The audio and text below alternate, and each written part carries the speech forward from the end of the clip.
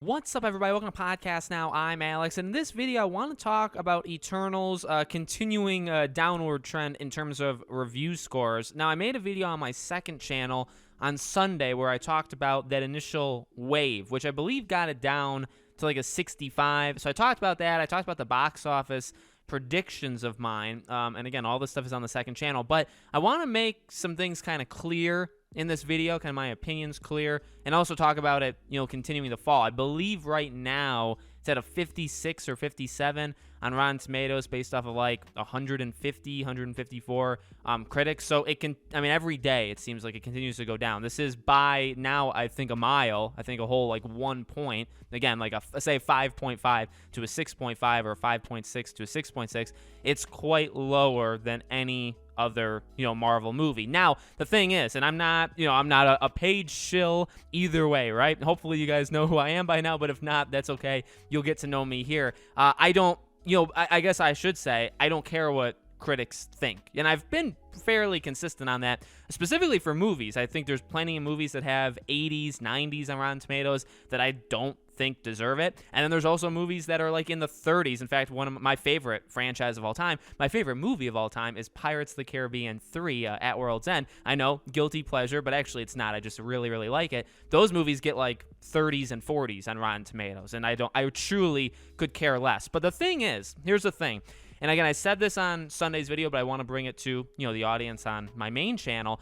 I guess what I do want to say is this movie really feels made for journalists, okay? Now, take that however you want, I guess, but don't misinterpret or don't, spin what I'm trying to say. This movie has a lot of diversity going for it, okay? And now look, and I've said this countless times on the channel, I don't care about diversity. If you want to, and I mean that in like a grand way, where it's like, if you want to be a diverse movie, you want to be a diverse person, whatever, you do you. You do you, I'll do me, and that's literally it, right? But the thing is, well, I guess an extra add-on is don't forget to make a movie, okay? For any movie. If you gender swap, if you race swap, I'll have issues, and we're not going to talk about it right now, but, I'll have things to say. But you need to remember to make a movie. So you can have the most diverse, inclusive lineup of all time. In fact, that's what critics are saying about Eternals. That's what the people in Eternals are saying about Eternals. If you watch the red carpet event of them, diversity, inclusion, difference, these words were mentioned like 10 plus times each, okay? That is the focus of the movie. Fine. I've always had something wrong with that in the sense that I don't care, but I just want a movie, like a good movie. If you want it to be diverse, that's fine. But as long as the movie's good. If you're just checking boxes, which it seems like they're doing, but that's just my opinion now. It could very well be wrong. If you're just checking boxes of, well, make sure we have this character, this thing, this political thing. If you're just checking boxes and you forget to actually make the characters good or in-depth, or a story, or, conflict, or a plot, any of these kind of things, if you forget those things, the inclusion is just for brownie points online. It's for brownie points into society. And so I guess my point is, up until right now, here's where I guess get done arguing and just kind of say what I fully feel about this movie. Up until right now, the movie has never sold me on anything other than it's different, it's diverse, it's inclusive. That's it. To me, that's the only thing I've ever gotten from the movie, including what they have said out loud at events and interviews and with each other, okay? That's what I've gotten. So that's, to me, a little worrying because I don't really know what the movie, like, why am I supposed to actually like the movie? Am I supposed to like it because it's diverse? But anyway, the thing that matters, I would say, with these review scores, so the review scores are tanking. There's no, again, like, I don't care if a movie has a 52 or 51 or 43, right? I'll go see it if it's a good movie or if I, personally enjoy it. But the thing is, this movie is made for these journalists. These journalists love this stuff. They love talking about this stuff, and that's kind of all they love talking about. So, yeah, I've seen people online, in fact, I saw it even on Twitter, right, where there was like a person who screenshotted the Rotten Tomatoes score and said, like, people need to make up their mind whether they trust or don't trust critics. And I think that's a shot at someone maybe like me or maybe in a slightly different camp, but basically that's a shot at people saying, oh, look, the critics hate this movie, but then you're calling them out, which granted, that's fair. You know what I mean? If they don't have like a good excuse, then it's, then you can call them on it, where it's like, you always say you hate critics, you hate journalists, and then you don't trust any of their review scores. And like if they give whatever movie like an 88, and you say that's a stupid score. But then all of a sudden now when they hate on something that you're quote unquote hating on, now they're like your ally. So I get that rhetoric. I get why somebody would say that. I think I'm in the clear, though. I really don't think anybody can come at me and some people I've seen online that are arguing it, because, again, we're not arguing that we care at all about the scores. I'm not arguing that I care at all about the score. I wasn't going to see this movie in theaters 2 weeks ago. I'm still not going to go see this movie in theaters now. Nothing has changed in my mind from what I saw in the first trailer months ago to getting a 50 whatever on Rotten Tomatoes. Nothing has changed for me. So that's, you can't even, use that. My point is, the movie has always been pushed on this kind of stuff, and journalists love that stuff, and even they hate the movie. And I guess what is worrying is, sure, I don't like any journalists, especially movie reviewers. I do not listen.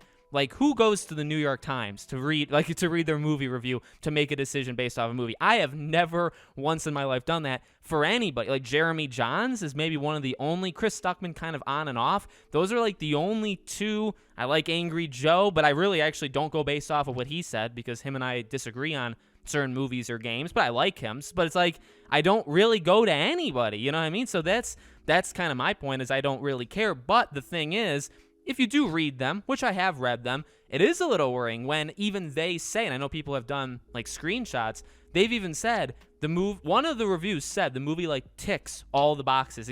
Word for word what I said like 2 minutes ago, this reviewer said that. The movie checks all of the boxes of diversity, right? All of these things that are fine and they're progressive and whatever. Like I truly, again, do not care.